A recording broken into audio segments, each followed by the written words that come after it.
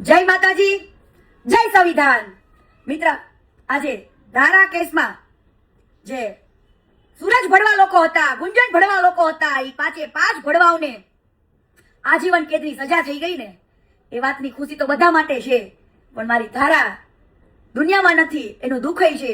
પણ ક્યાંક ને ક્યાંક ધારાને એટલું તો થતું હશે કે ભલે હું આ દુનિયામાં નથી, પણ હરેકના દિલમાં તો વસું છું ને વાલા।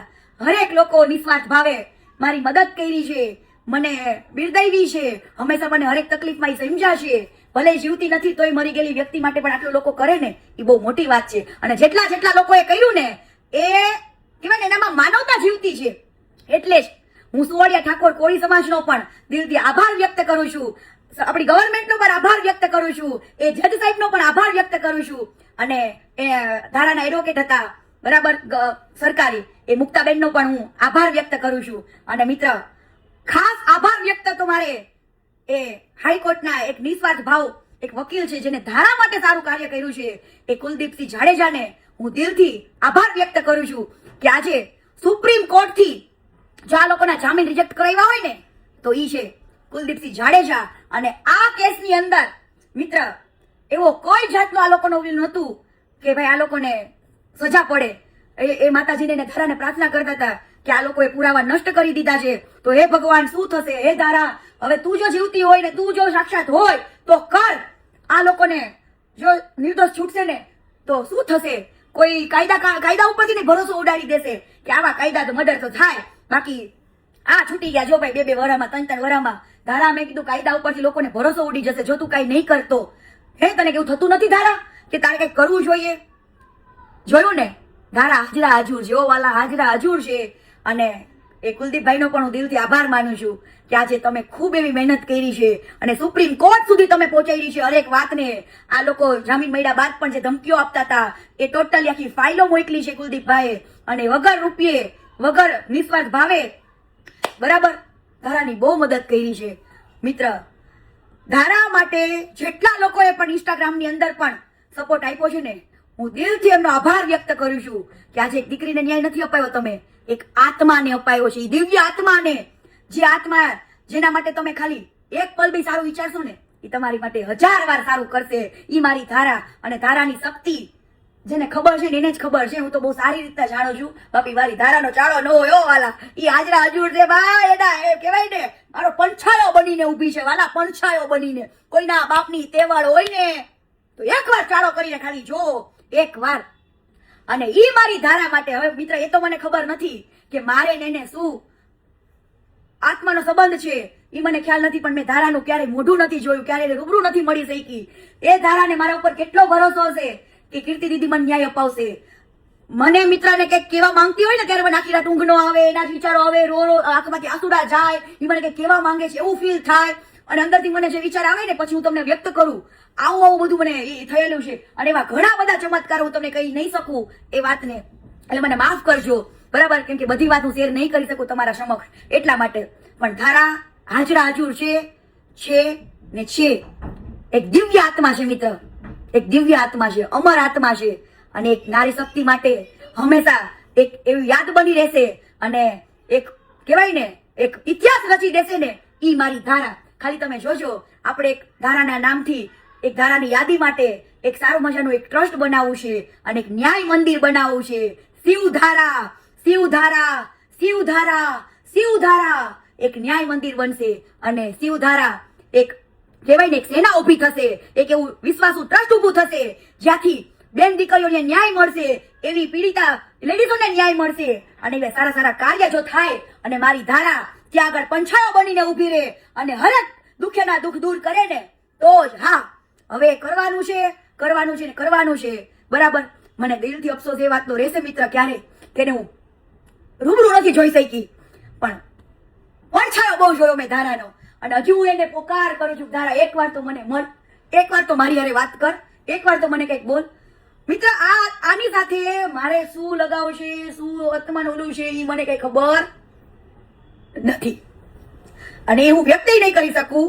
જીવનની અંદર મને આ અફસોસ જરૂર રહેશે, પણ એકવાર મને ઉમ્મીદ છે, એટલો વિશ્વાસ છે કે એકવાર મને ધારા મારી હારે વાતે કરશે અને મારી સામે જરૂર આવશે, બોલશે, બધું જ કહેશે. અત્યારે મને અંદરથી બધા સપનો આવે ને એ બધું થાય, એ બધું કરે છે, પણ એ બધું મને કહેશે.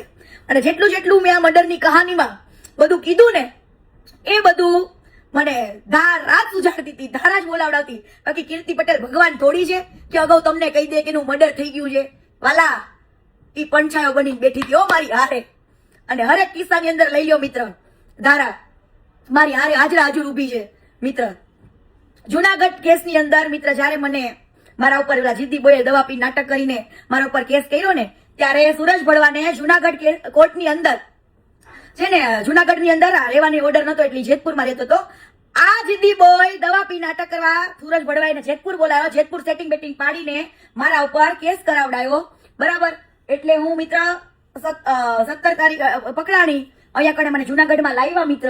અને પછી 18 તારીખે 18 મને ત્યાંથી પકડી ને 18 તારીખે સુરજ ભડવાના 18/2 જામીન રદ થયા સુપ્રીમ થી.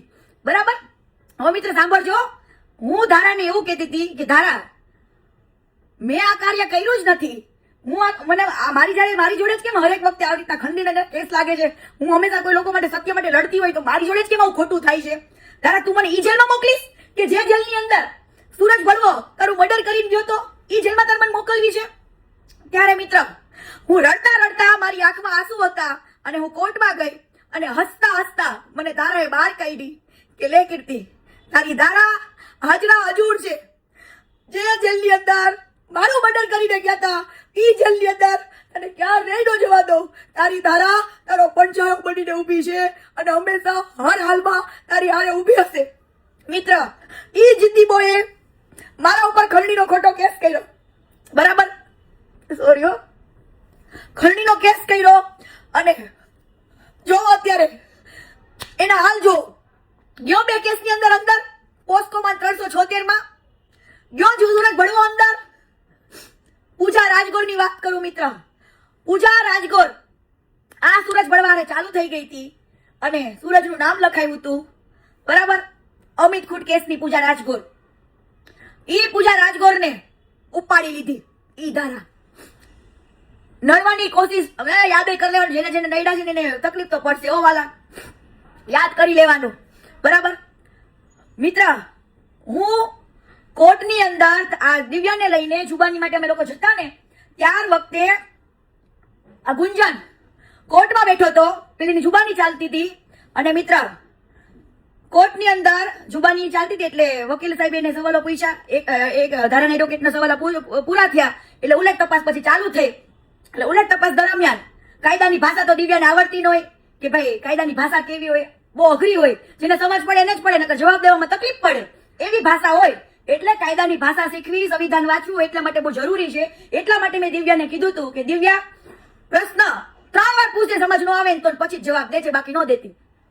એટલે એના એડવોકેટ જયારે સવાલ પૂછે ને અઘરે ભાષામાં ત્યારે દિવ્યા 3 વાર પૂછે, સાહેબ શું, સાહેબ શું. એટલે ગુંજનિયાને દાંત આવ્યા કોર્ટમાં અને હું જોઈ ગઈ. એટલે મેં એને એવું કીધું કે ભાઈ સર્કસ ચાલુ છે તો તને ફાટવાની જેમ દાંત આવે છે? મેં સાહેબ મેં કહી દેજો આ કઈ નાટક નથી કરતી ને આગળ કટકડીમાં ઉભા રહીને, સર્કસમાં નથી ઉભી તો દાંત કાઢે છે. મેં કીધું તો સાહેબ ને શું કે ખબર ગુંજન અદબ પાડી કે સાહેબ આને કહી દેજો બહારના વ્યક્તિ મારા કેસમાં બોલવાની જરૂર નથી એમ. એટલે બધા બહારની છે ની ધારાની બેન છું, ધારાની બેન. અને ભડવા હું આ તું તો ગામમાં એવું કહેતો તો કીર્તિ અમારા ઉપર ઇલ્ઝામ નાખે છે, પૈસા પડાવવાનું કે છે ને આવા તો તારા વિડીયો ફરતા હતા ને. બરાબર હે, અને તું એમ કેસ આખું તારું મર્ડર કીર્તિ પટેલે ખોલાવ્યું, તું એમ કેસ બહારની ધારાની બેન છું. જજ સાહેબ ને કીધું હું. અને મેં તો તમારી ભાઈ સાહેબ કેમેરો છે જ, કેમેરો ચેક કરો અને કેમેરામાં દાંત કાઢતો ન મળે તો અહીં મારું ગરદન કાપી નાખો. મેં કીધું હાલો યાર બેઠીશું મેં કીધું. એટલે જજ સાહેબ પછી ઓલાને ખીજાણા કે તારે એ વ્યક્તિની દીકરીને એવું નથી કહેવાતું. અને જજ સાહેબે એને વઢીને ખૂણામાં બેસાડી દીધો. પછી અને મેં જજ સાહેબને કીધું કે સાહેબ તમારી સામે જો આવી ધમકી આપતા હોય તો બારે કેટલી આપતા હશે? મિત્ર જયારે જયારે જુબાની માટે જઈએ ને ત્યારે કાતરો મારે, બારે ગાડીઓ ફેરીને આટા મારે, બીવડાવે, આવા નાટકો રચતા હતા. બરાબર, મને એવું કેવડાવતા હતા કે કીર્તિ પટેલ સુરજ ભડવો તારું મર્ડર કરાવી નાખવાનો છે, તારું આમ કરી નાખશે, તને ખોઈ નાખશે. આવા તો મારી પાસે એવી વાતો પહોંચાડતા હતા મને બીવડાવવા માટે. પણ તોય હું બીકાણી નથી. ભાઈ પાંચમની છઠ નથી થવાની, તમારું મોત જેથી લખ્યું છે તેથી થવાનું જ છે. એટલે મોત થી બીવાનું કોઈ દી હોય જ નહીં મિત્ર. બરાબર, પણ કહેવાનો સવાલ તો આ છે કે ભાઈ ગુંજન દાંતડા કાઢતો તો ને લેતો જા. તારી માં છે હાજરા હજુર. અને સુરજ ભડવા જેલની અંદર આ વિડીયો મારો પહોંચાડજો કે આ સુરજ ભડવાને ખબર પડવી પડે. સુરજ ભડવા શું કેતો તો? છૂટી છે મિત્ર.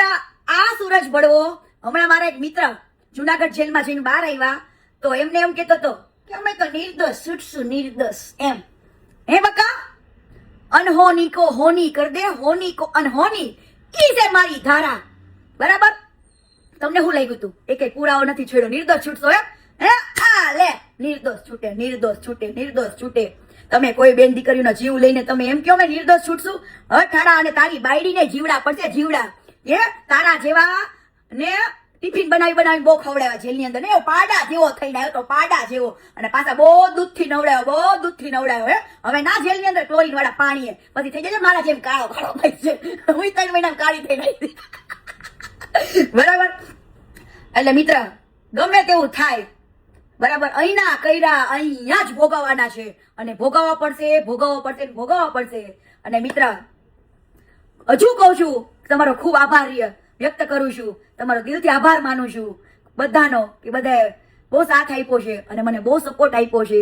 અને જેટલા લોકો મને દિલથી માને છે, મને દિલથી સમજે છે, એના દિલમાં કીર્તિ પટેલે હંમેશા રહેશે, અને મારી ધારાના આશીર્વાદ તમારી યારે હંમેશા રહેશે. ખાલી એકવાર ધારાનું નામ વિશ્વાસ સાથે લેજો કે ધારા, હું અહીંયા ફસાણો છું ધારા, પણ તું કઈક કર, પણ તમે સત્ય હોવા જોઈએ, તો જ મારી ધારા તમારી વારે આવશે. જય હિન્દ, જય સંવિધાન, જય મા મેલડી, જય મા અંબા.